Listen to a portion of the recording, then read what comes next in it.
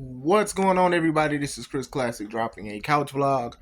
Hope you guys are having a wonderful day. Nobody tells me that God loves you, Christ loves you, and I love you as well. Make sure you subscribe to this channel, the Take It Home Podcast. We are continuing to grow with subscriber count. We have 1,020. Thank you guys for listening and watching great wrestling content as we continue to move forward. Also, continue to subscribe to C3 Ultimate Wrestling. That is me and my wife's professional wrestling company, and we have been fighting for about a year to try to get it back in our control. And we get an opportunity to take it back August 30th. Next show, August 30th. Yes, indeed. Next show called the 11th Hour.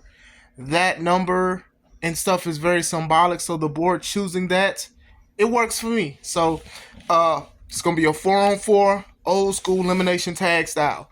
Last people standing is the victor, and we'll have control of C3 Ultimate Wrestling. So I am definitely excited for that because I get to right some wrongs and I get to continue to grow C3 Ultimate Wrestling with or without the board. Most likely with, but we'll see where it goes from there. So last Saturday, 2 days ago, March 3rd, Press Start 3. You guys know what I do. Sometimes I go live. Sometimes I just do a vlog. So I'm going to vlog about it. Also, if you want to hear others' insight, please go to Shooting from the Script, which is Kevin Young Sr.'s channel, or Critically Drinking, which is Arshawn's channel. Make sure you subscribe to both of those channels as well to hear their insight. They work together with C3 with a whole bunch of things. So they team C3, and shout out to them for everything they continue to do.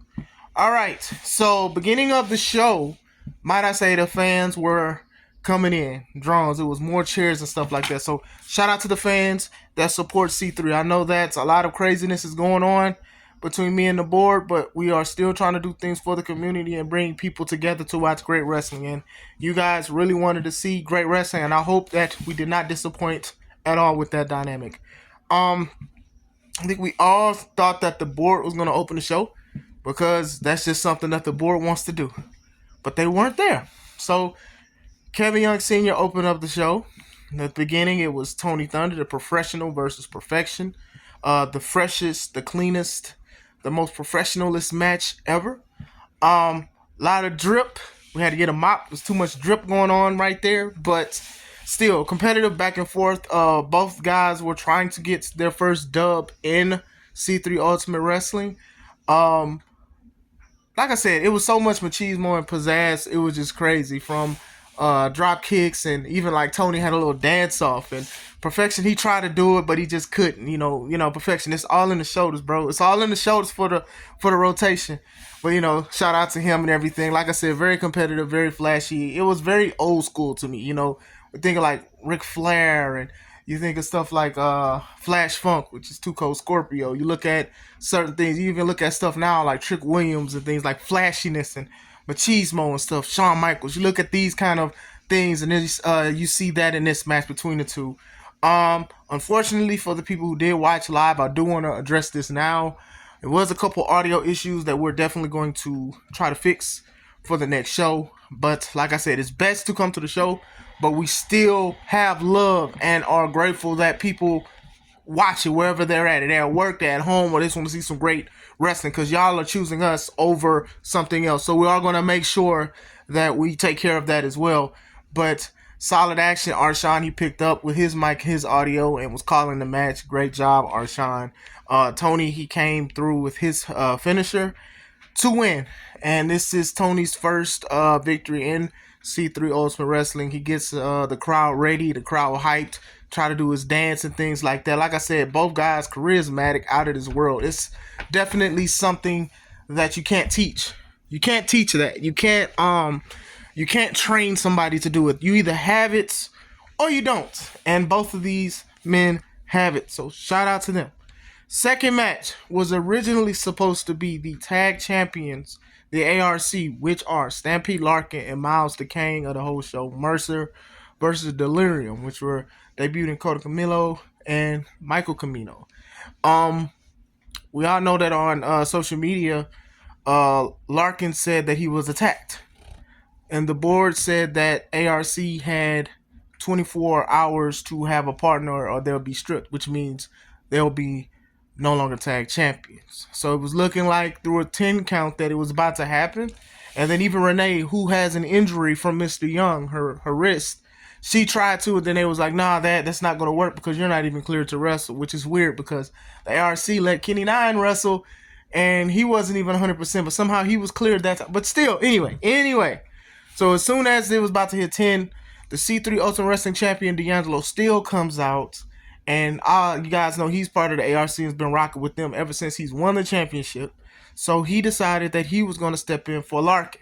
So we were going to get a tag match. And then all of a sudden, Mr. Young, who is part of the board and also D'Angelo Steele's father, he was on the screen and he talked about some stuff. He said that basically they're dumb. The ARC disrespected them. He felt disrespected and stuff like that. Still should have listened. The ARC, stay out of the business and stuff like that. So while the distraction was happening, Delirium comes from out of nowhere. Comes from a space that no one's not even allowed in. So maybe that's why they're called Delirium. But they came in and tried to get the upper hand. Like I said, it didn't last very long, and the ARC, they took over. Then it was a quite back and forth. It was very intense at times, but then the ARC, they put the double team finisher on them. It was like a zigzag, or was it a clothesline? Slips me, but still, solid action.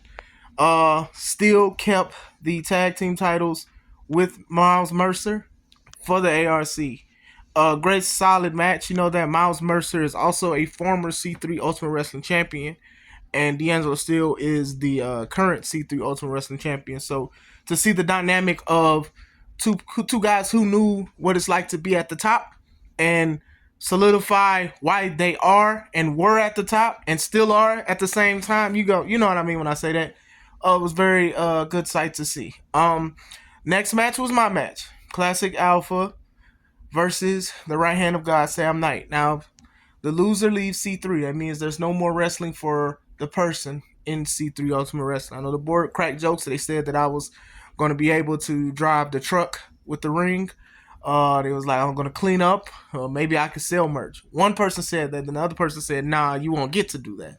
So, Sam Knight, a lot of people know that he plans to hang it up this year. But at the same time, he has been winning championships. He has been collecting more accolades than ever before in his final year.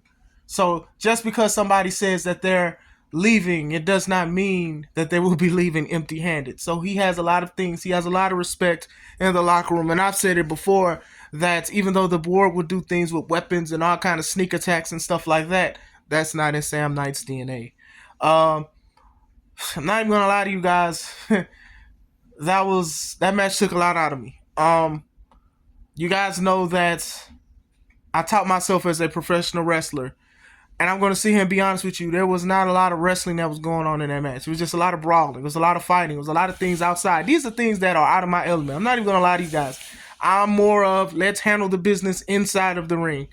Not outside, not in front of the fans, none of that stuff. But the way Sam was talking and all the job he was doing and like looking at my wife and stuff like that, talking about it, talking all that trash, I felt like I had to take the trash out. But let me say, man, he treated me like a hefty or a glad bag, man, because the way he was throwing hammers and things like that, very athletic and stuff like that. Like I said, this is a guy that people still look up to. But when the job needs to be done, he's not going to stop until it's done. Unfortunately, I'm the one that got the job done quicker than he did. Man, the spear he gave me, man, the moves I did get to do on him, it only stopped him for a little bit. And then it was just like, as soon as you pick him up, it was like he didn't even feel it or whatever like that. I won by the skin of my teeth or the strand of my lock because he tried to go for the spear again. I got out the way and did a roll up. And I'm just shocked because, man, I really did feel like that could have been the last C3 match. Like, I even looked at my wife before I got all the way up because I was like, well, I gave it my all. Not saying that I gave up, because if I would have just gave up then I wouldn't be here talking about it. Or I'd be crying with a lot of tissue and stuff. But the man brought the best out of me. It's not going to be considered one of the most technical prowess matches ever, but it definitely is going to be one of the most personal that I've ever had. Afterwards, we had to show respect. He showed me respect first, and I had to show it to him back. Like I said, this isn't the first time we faced each other. It was a tag match that involved the ARC, which is ironic in this whole situation. And he decided not to hit me with the object because he wanted to get the job done his way. So, I respect him. I respect him dearly. I respect what he has done for the business. I know a lot of wrestlers retire and then they come back, but still, that is a man that will always have my respect, because when it comes to wrestling inside that square circle, our business is wrestling. So, Sam Knight, Uncle Sam, thank you for a great match. Fourth match was the Best in the Midwest Gauntlet. It basically changed because certain things happened beyond our control. So certain things had to change, and the board, with their quick wits, they decided to do things their way. So the Gauntlet match was a fatal four-way elimination style. So there was no Nick Diamond in this match. Originally, he was supposed to be in it. It was supposed to be 5 competitors, but the board felt that Nick was needed elsewhere. So the match was between the BIG of the 313, Joseph Ira Credit versus the Unplugged Cyberpunk, Kenny 9 versus TDG versus Jay Leon, aka Boss Man Jay Leon. This match was spectacular. Look, judging by the reaction of the crowds and looking at the crowd reaction, everybody was excited from the first match all the way to this one. This is the fourth match, by the way. I saw this one out with my wife. We were just looking at it, and I was like, this match was great. You saw high flying, you saw power, you saw double teams, you saw moments, you saw things that you're definitely going to want to replay.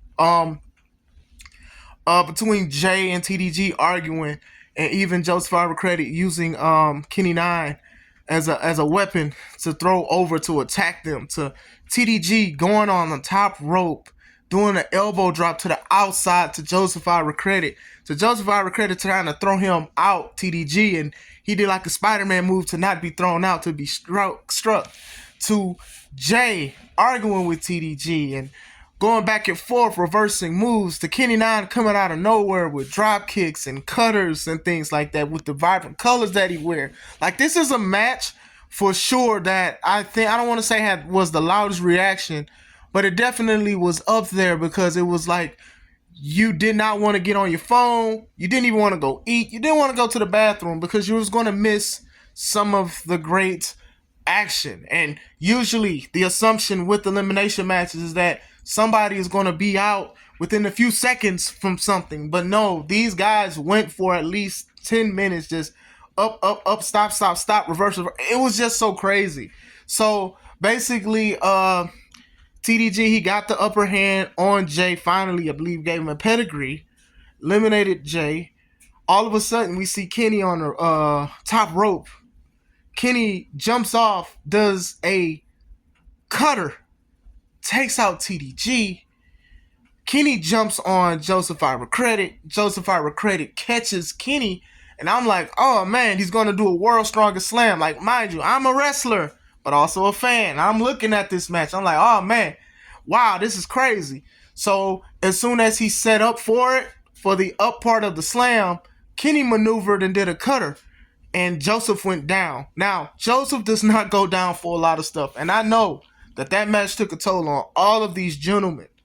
But even then, it was just an inkling, because a lot of people was going to bet that Joseph Ira Credit was just going to plow through these guys. Pause, no Diddy. But still, so Kenny tried to ran to the well a little bit too many times. He went on the top rope. Soon as he tried to hit Joseph struck him down. And that was it. Joseph is the victory. He's the best in the Midwest. He's the best in what the Midwest has to offer. And if anybody has any objections, or they disagree, you can contact the board and we can figure something out. Right now, Joseph Ira Credit is considered the best in the Midwest. He's beaten some of the best in the Midwest. He's beaten 3 guys. 3 guys. Young upstarts, people who are current wave of wrestling, people who have made debuts. Joseph Ira Credit has done it. And to show respect to even Kenny 9, who's been working very, very hard in C3 Ultimate Wrestling. Went from the announcer announcing with Kevin Young Sr. to being a fierce competitor. Just shows the growth in him as an athlete. And the way he carries himself as a professional wrestler, dresses up. That's some old school things right there when you dress up in a suit to come to a wrestling show. Gotta understand that, but he gave him a respect. My oldest son really liked this match. He really did enjoy this match. So, that was good. Next match. Now, original. It's supposed to be the Elite Warrior, the Cobra, versus Marcelo Spade for the Urban Culture Championship. Spade could not make it for personal reasons. So, the board thought that it should be undeniable Nick Diamond versus the Elite Warrior, the Cobra. So, it was like a special match, an exhibition. I'm going to sit here and tell you guys that this was also a great match. Look, all of these matches were great. With this one, what made the match special was that they were trying to one-up each other through strikes, through maneuvers, who was faster, who was quicker, who was the better striker, who had the crowd participation, who's the crowd behind. It's a couple Nick Diamond chants. I know a lot of people don't like him. They call him rude and an a-hole and stuff like that, but there were some people that were there to see Nick Diamond. No one outshines Nick Diamond, and he has been showing it ever since he's wrestled for C3. This is the second match, and he's going against a guy that in the locker room, honestly, a lot of people say they want to face. They want to face the Cobra. As my locks are doing their own thing. I guess my locks want to face the Cobra too. But still, I faced him twice. I know that's a little brag, a little flex. One victory for each one of us. We definitely got to run it back. But still, the Cobra shows why he's elite. Both of these guys, crowd control. You know when you're a rapper and they say an MC is a mover of crowds?